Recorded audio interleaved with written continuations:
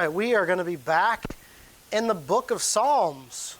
We've taken a little bit of a break and did a few other things, but we're ready to go back and pick up where we left off. We are going to be in Psalms chapter 75. Psalms chapter 75. Now the psalm before this was really a song of pleading, right? Why hast thou...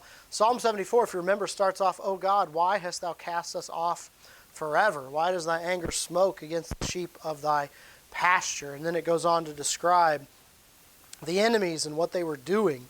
But it also, in verse 12, says, "For God is my King of old, working salvation in the midst of the earth." Then it describes what God has done. And then in the last part of Psalm chapter 74, it goes back and starts to talk about deliverance, right? And the pleading to not forget what the enemies of the Lord are doing. Now, when you get to Psalm chapter 75, it starts off as with an opening line about a prayer of thanksgiving. Okay, that's not.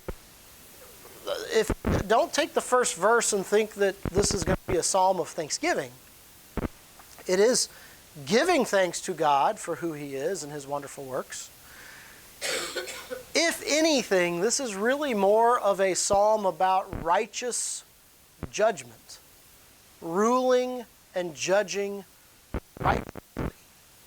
And by the time it's done, although judging isn't always the condemnation part, right? Judging is oftentimes hearing and making a decision about what path to take. But by the end of the psalm, it really is dealing with full-on judgment. And when we get there, the way it describes that judgment is a way that is meant to show just how complete God's judgment is going to be. So keep all that in mind as we read through Psalms chapter 75. In verse 1 it says, "Unto thee, O God, do we give thanks. Unto thee do we give thanks. For that thy name is near, thy wondrous works declare. When I shall receive the congregation, I will judge uprightly. The earth and all the inhabitants thereof are dissolved. I bear up the pillars of it, Selah. I said unto the fools, deal not foolishly, and to the wicked, lift not up the horn.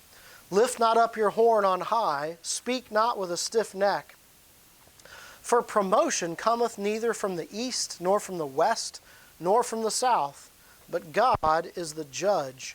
He putteth down one, and setteth up another.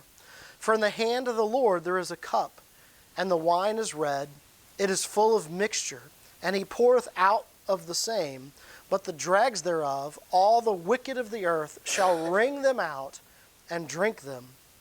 But I will declare forever, I will sing praises to the God of Jacob. All the horns of the wicked also will I cut off, but the horns of the righteous shall be exalted." Now, as I read this psalm over and over and over and over and over again, I struggled a little bit, just to be honest. Like, who's speaking?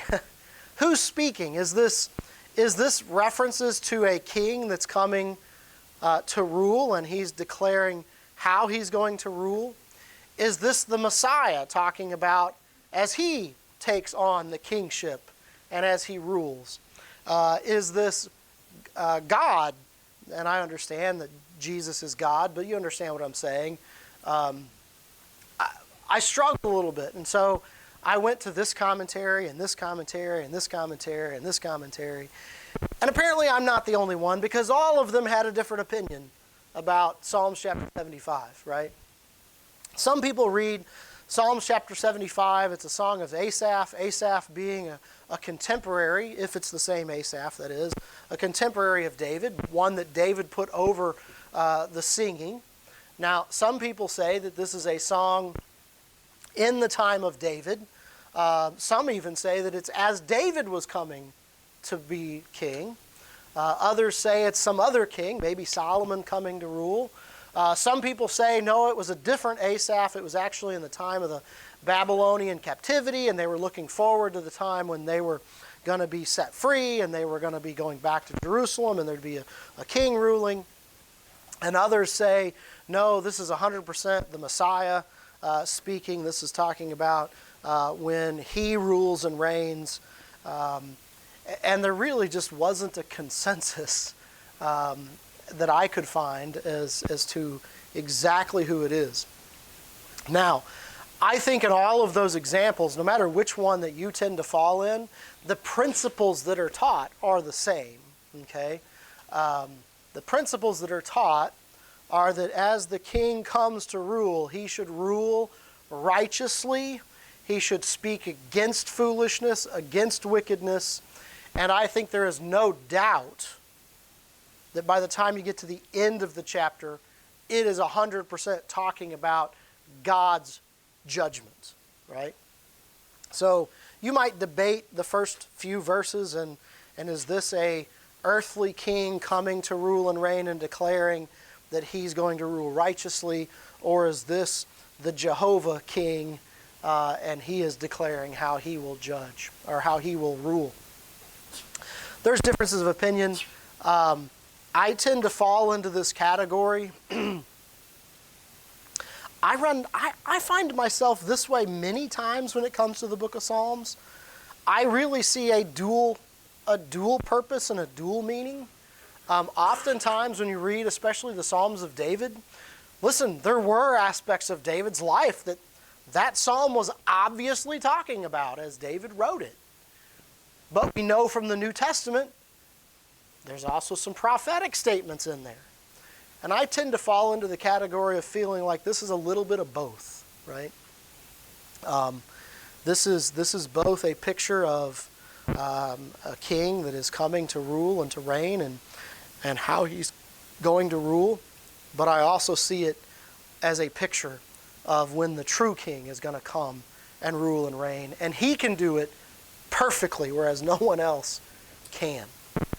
So let's start in verse 1. It says, "Unto thee, O God, do we give thanks." You know, that is a great way to start. Unto thee do we give thanks. As we're here today and we study this psalm, we need to give thanks to God.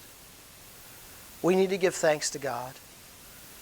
This psalm feels so strongly about it, it repeats that phrase again. Do we give thanks? Unto thee do we give thanks. I think they're serious about this. Lord, we give thanks to you.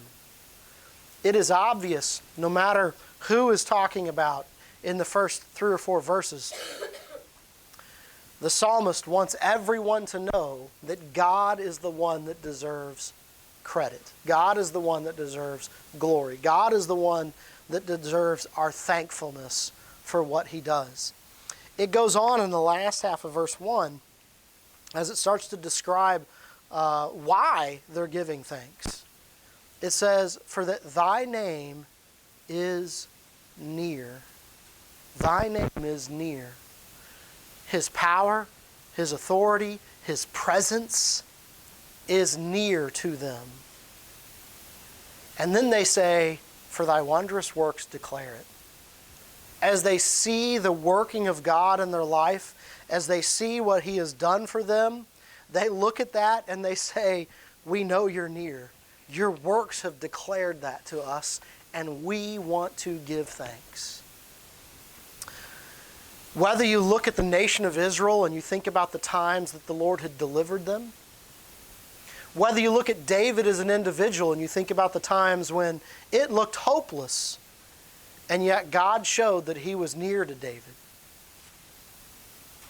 The times, I think about the time, and a lot of commentators talked about this, the time that as Hezekiah was king and the invading armies were coming, and they sent this letter, and the king laid the letter out before the Lord, right? And guess what? The Lord provided deliverance when it seemed impossible. When the invading armies had actually conquered every other city that they had tried to take. And yet the Lord defeated the enemy. And it was obvious the Lord was the one that defeated them. You think about times like that. You think about times in your own life where you didn't know what was going to happen. You didn't know why something was occurring. You didn't know what the next thing was going to be. And yet the Lord showed that He was with you. He protected you. He blessed you. He answered prayer. Think back on those times and give thanks. You think about when Jesus Christ was here on this earth and the things that He did. I think about the woman who wept at His feet and wiped His feet with the hairs of her head. You know, that woman, she was so thankful for what God had done for her, what Jesus Christ had done for her. Thy wondrous works declare. And man, we need to be praising Him and thanking Him. So that's how it opens. In verses 2 and verses 3, let's take verses 2. It's hard to distinguish 2, 3, and 4, but let's just do verses 2 and 3. It says, "When I shall receive the congregation, I will judge uprightly. The earth and all the inhabitants thereof are dissolved." That means to be melting away. "I bear up the pillars of it, Selah." Now this is where some people would say it's probably not a King David, because the earth wasn't melting away and David wasn't the pillar that held the earth together, right? And people that say that would point to Jesus Christ and the time when the heavens and the earth will melt away and will be dissolved. And we know that if it wasn't for Him, everything would be lost, right? But He actually melts away the old heaven and the old earth, and He makes a new heaven and a new earth, right? I think that's applicable. That could absolutely apply here to what's being described. I think that is something we're told will happen.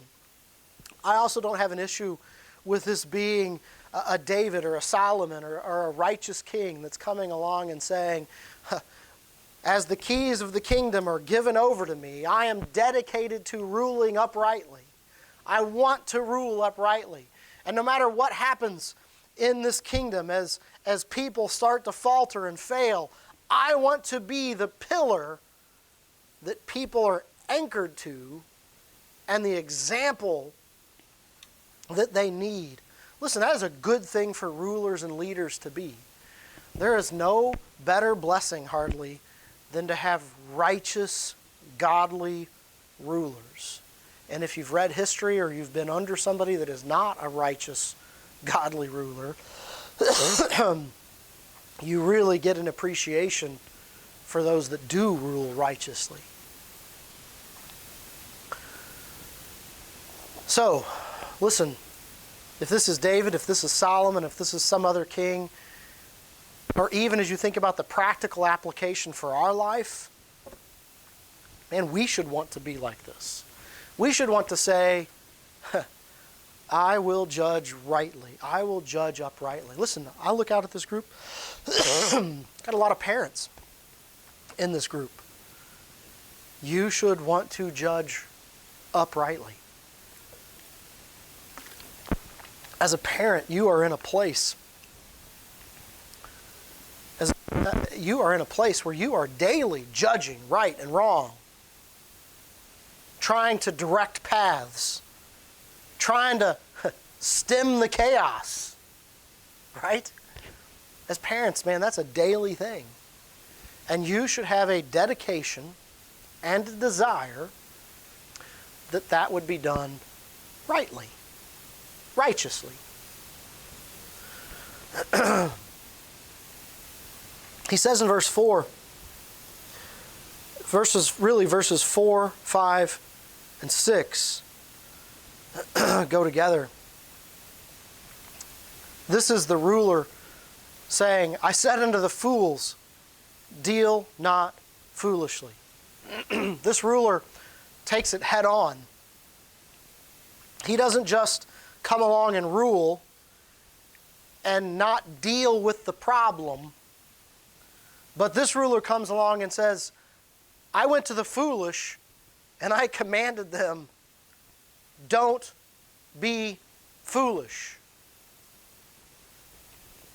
Again, David, Solomon, some other king, it's a good thing to do, right? To have that dedication to say, as I see wickedness, as I see foolishness, I'm going to stand up and say, that's wrong. Don't do that. Hey, as a parent, right? You got to do that. You tell your kids, don't do that. That's foolish. Don't do that. But listen, there is coming a day when the righteous, holy God will rule and reign. And we know, even when you look at like the 1,000-year reign, the millennial reign, it's described as he's going to rule with a rod of iron. And he's going to have these commands, and he's going to have these things. And as those nations, if they refuse, then judgment is coming. Excuse me. And he says, I said unto the fools, deal not foolishly. And to the wicked, lift not up the horn. The idea here, this horn is often used as a sign of power, a sign of, hey, look at me, look at what I can do, right? It's a sign of power. And this king that's ruling righteously looks on the wicked and says, yeah, don't try that here. No lifting up of your horn and your wickedness in a place of power. He says in verse 5, lift not up your horn on high. Hey, don't lift yourself up and declare yourself as some great thing. Don't try to take your wickedness and put it up on a pedestal and declare that you are going to rule through wickedness. And he says, speak not with a stiff neck. If you look up in a Bible dictionary, the Hebrew words there for stiff neck, here, bring with it the idea of arrogance. This ruler looked at the wicked and said, don't be lifted up in pride. Don't be lifted up in arrogance. Don't think that your power is going to rule and reign here. And then in verse 6, he says, for promotion cometh neither from the east, nor from the west, nor from the south, but God is the judge. He putteth down one and setteth up another. Whoever this is, they declare to the wicked, don't get too comfortable. Don't get prideful. Because promotion, a lifting up on high, comes from one place. You don't get it over here. You don't get it over there. You don't get it back there. You don't get it over there. It comes from one place. And that comes from God. And he says something. He tells them, it's God that will take down one and lift up another. You know, that's actually what happened when it came to Saul and David. Now, I get it. In this earth, in this world, it took a lot of years for that to take place. But do you know what happened? Saul was not faithful to obey God, and God told him, I've taken the kingdom away from you. And he gave it to some shepherd boy. Now that seems like a stretch, doesn't it? You take the guy that stands head and shoulders above everybody else, the guy that looks like a king, and you take the kingdom away from him and you give it to the other guy who at the time all this was happening was just a shepherd boy. Listen, that ought to show you that the Lord is the one that takes down rulers and sets rulers up. We know in other places the Bible describes that the king's heart is in the hand of the Lord. The king, the Lord, turns the king whichever way he wants to turn him. Think about Pharaoh. What did the Lord do to Pharaoh? We actually hardened Pharaoh's heart. You know what? By the time it was done, the Lord showed that Pharaoh actually had no power. The gods of Pharaoh had no power. We already talked about Saul and David. How about Nebuchadnezzar? The Lord drove Nebuchadnezzar out into the fields like a wild beast. This is the king who made great statues in his own honor. This is the king who looked on his kingdom and with great pride said, "Look at what I have built." And yet the next thing you know, he's walking around out in the field like a wild animal. But it's also the Lord that restored him to his kingdom.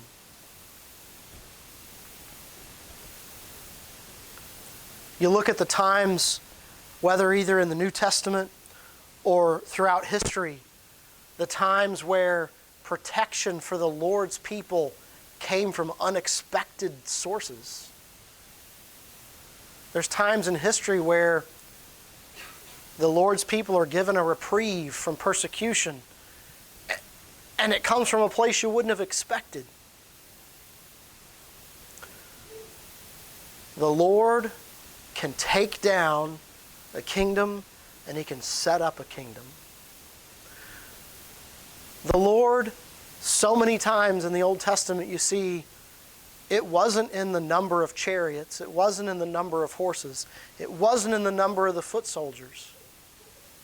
I mean, wasn't it Gideon, who his army kept getting smaller and smaller and smaller and smaller, until by the time he attacked his enemy, he was a fraction of what the enemy was.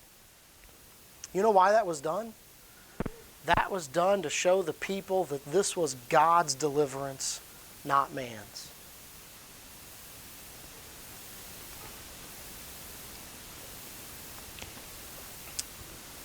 God is the judge.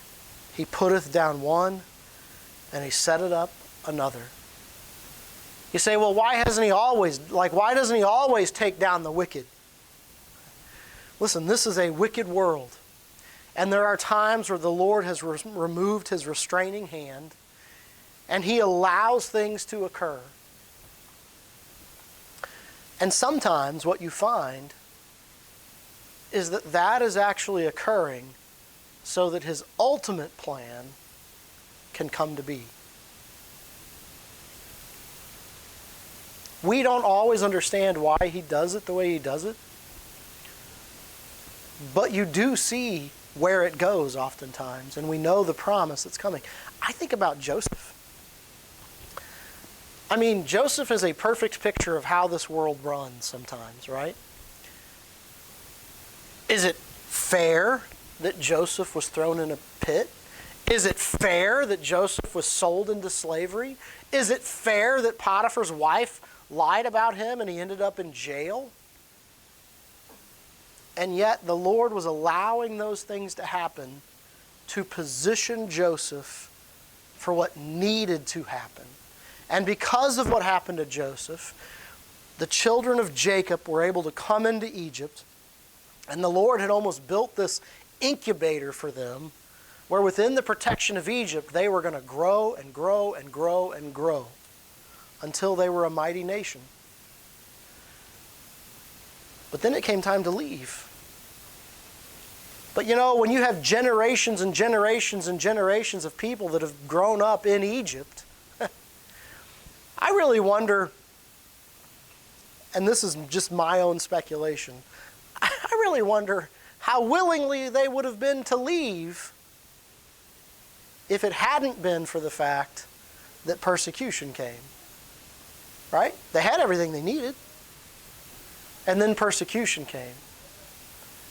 And then prayers for deliverance. And then the Lord delivered, and he sent them back to the promised land.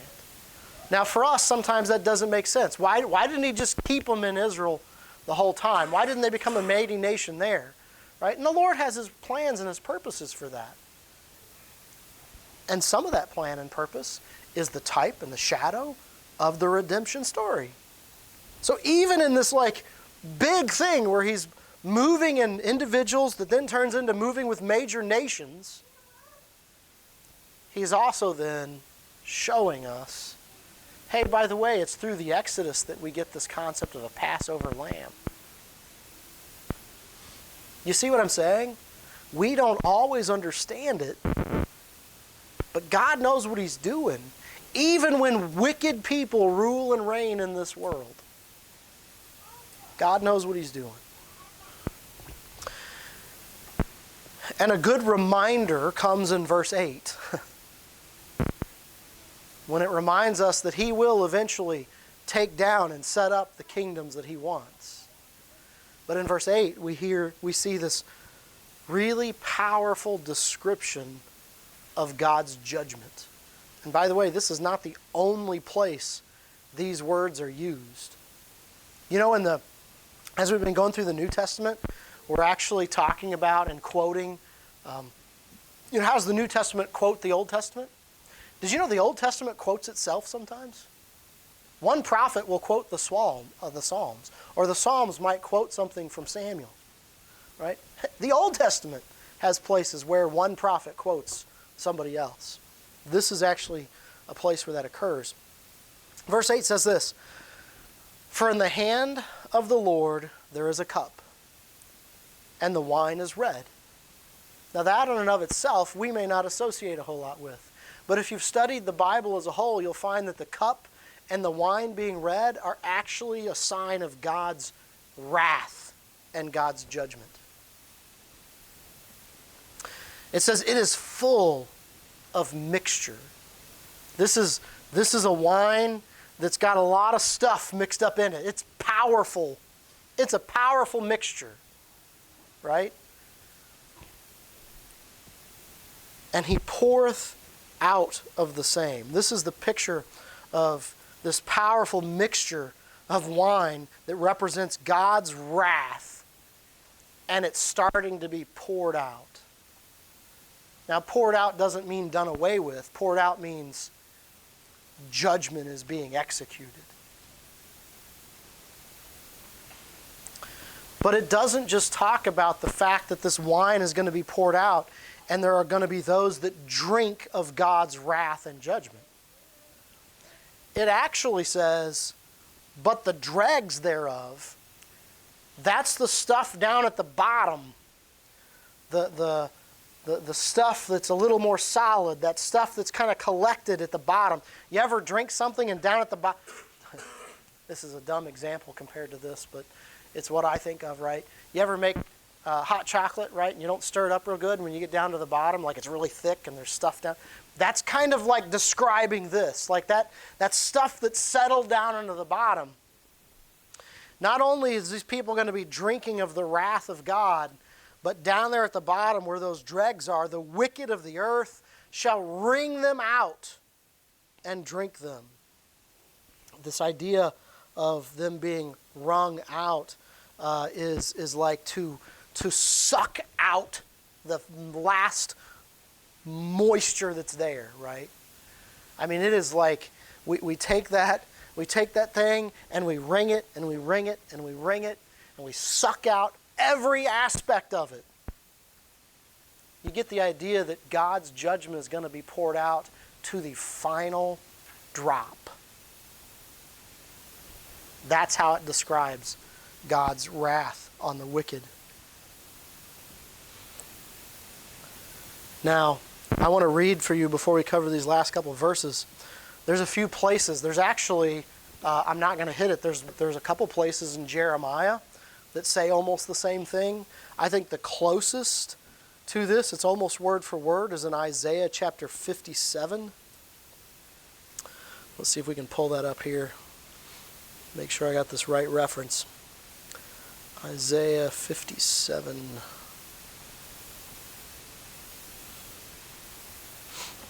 Well, let me see if I can find it. I think I wrote down the wrong one here.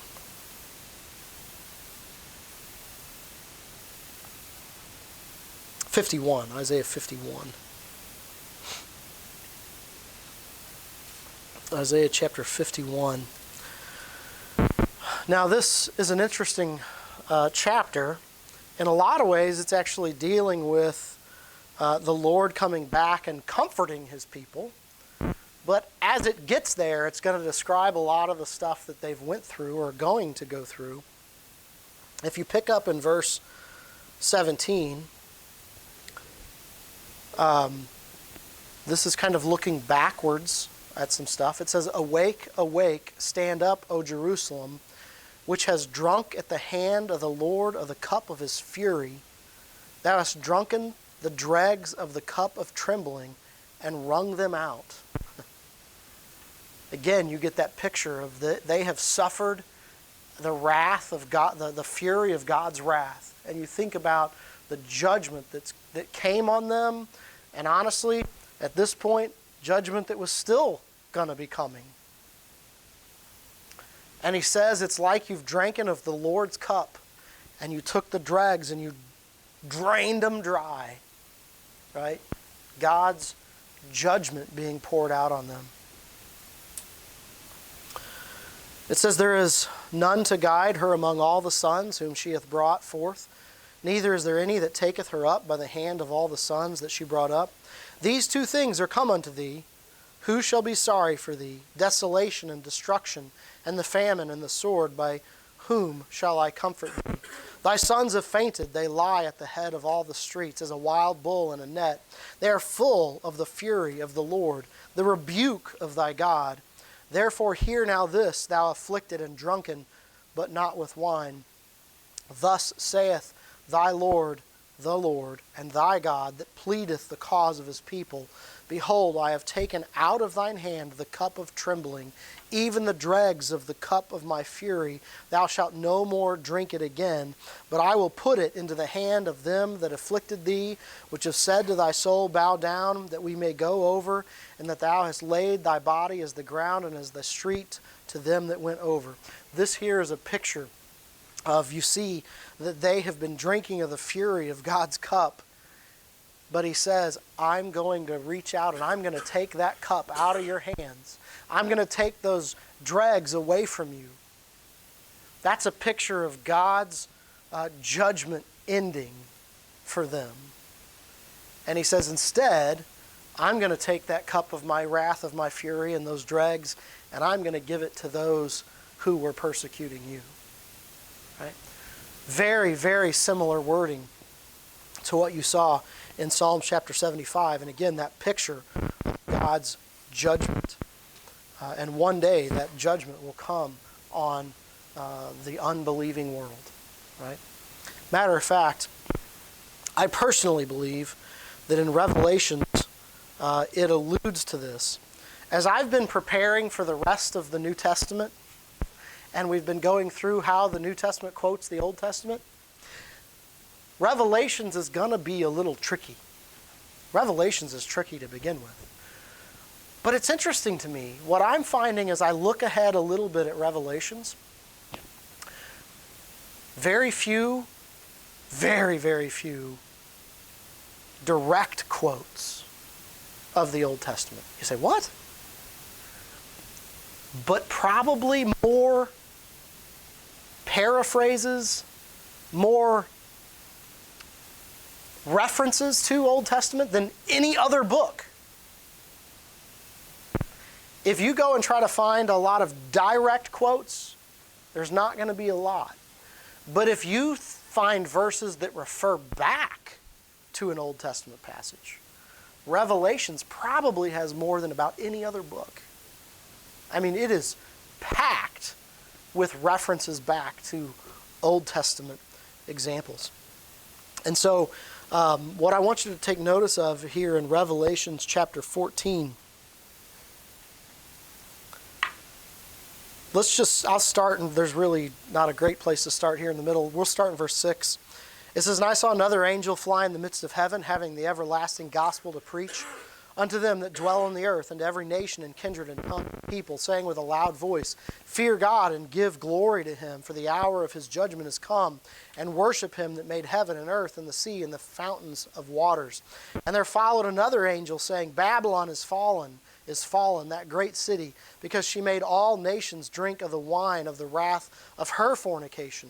And the third angel followed them, saying with a loud voice, If any man worship the beast and his image, and receive his mark in his head or in his hand, the same shall drink of the wine of the wrath of God, which is poured out without mixture into the cup of his indignation, and he shall be tormented with fire and brimstone in the presence of the holy angels and in the presence of the Lamb. And the smoke of their torment ascended up forever and ever, and they have no rest, day nor night, who worship the beast and his image, and whosoever receiveth the mark of his name. That, I believe, is referring back to this idea in Psalms, and also the idea in Isaiah, of this cup of wine that the Lord is pouring out that represents his wrath and his judgment on unbelievers. And so even in Revelations, you see those references back to Isaiah and Psalms about God's judgment being poured out on the unbelieving world. So, if we go back here to Psalm chapter 75, with all of that I've just dumped on you, and this great description of God's judgment and God's wrath, and just how detailed it is, all the way down to that last drop of morsel of moisture from the dregs even, it says in verse 9, But I will declare forever, I will sing praises to the God of Jacob. Here again, you see whoever this is standing up and saying, no matter what the wicked do, and even though God's judgment is coming, what you're going to find from me is that I am going to give praise to God. Listen, me and you, we need to have that kind of dedication. We need to have that kind of attitude that I am going to stand firm in the Lord, that I am going to worship him, that I'm going to praise him. You say, well, we can't do that. We can't be perfect. We can't serve the Lord like we should. You know what? I get it. We aren't going to be perfect in this world, in this life. I also get the idea that we can't do what we need to do without his strength. But you know what the Bible teaches as you read, especially as you look at David's life in the Psalms? You do need to have the attitude and the willingness to stand firm and to do what needs to be done regardless of what happens. So I think sometimes we can take this idea of God's going to do what he's going to do and I can't do it without God's strength. We almost take that to be an excuse. Like, well, it's not going to get done unless God does it. And I understand that. I get that. But your attitude should be one of, no matter what happens, I am going to serve God. And then you have to have faith that God will give you the strength to do so. That God will help you through it. But your responsibility is to have the attitude of, I'm going to do what's right. And you have the responsibility of taking those steps forward and doing what's right. Right? So this is not a place of inaction. This is not a place of, well, God's sovereign and I'm just going to step back. No, you need to have an attitude of stepping forward in faith, doing what you know God wants done, and then having faith that he will accomplish it through you. And you see that declaration in this psalmist. I will declare forever, and I will sing praises to the God of Jacob. And verse 10 ends with this thought, but all the horns of the wicked also will I cut off, but the horns of the righteous shall be exalted. Now the Lord is going to one day cut off the horn of the wicked. And again, that idea here is one of power, right? The Lord is going to maybe let them rule and reign for a while, but there's coming a time where the Lord is going to cut them off. We could go back to Revelations and we could spend a lot of time looking at the examples of the powers of this world and what ends up happening to them. But it will happen. And the righteous will be lifted.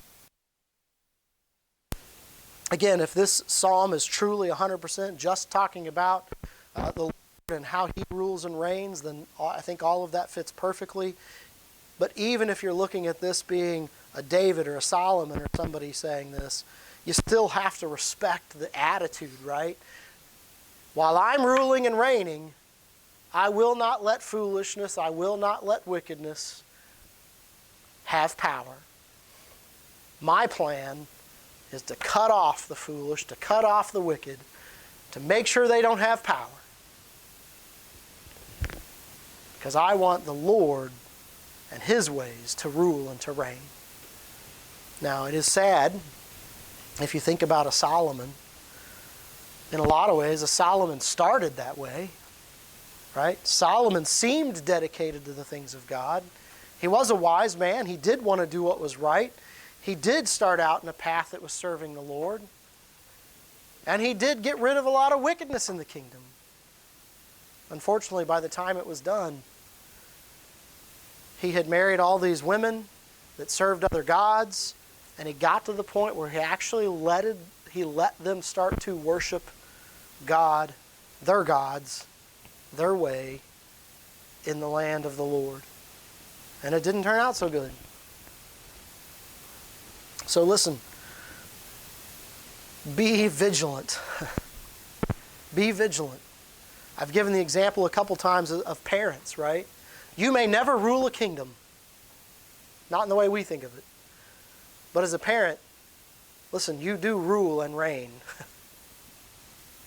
We don't really think about it that way. But you are in a position of power. Do it righteously. Do it uprightly. And be vigilant in it. You may have other positions of authority or power. Do them righteously. Do them uprightly. Be vigilant about being what you should be. Pray for, desire to have rulers and leaders in this country that want to be righteous and upright and do it the right way and that will be vigilant.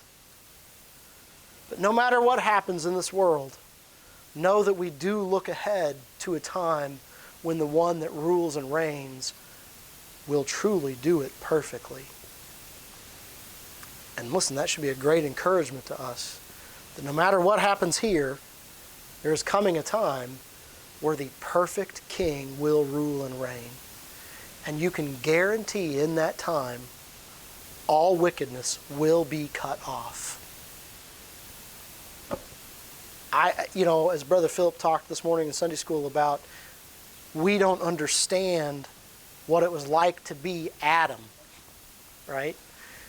Adam didn't have sin, was capable of sin, but he wasn't born with, well, he wasn't born, but he wasn't created with a sin nature.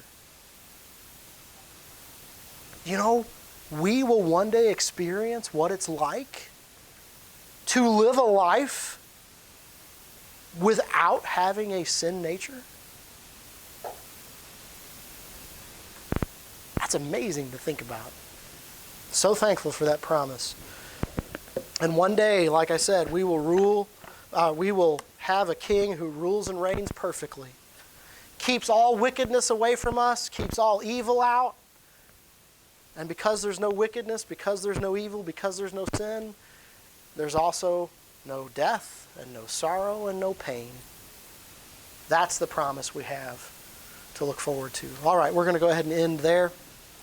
Ask Isaac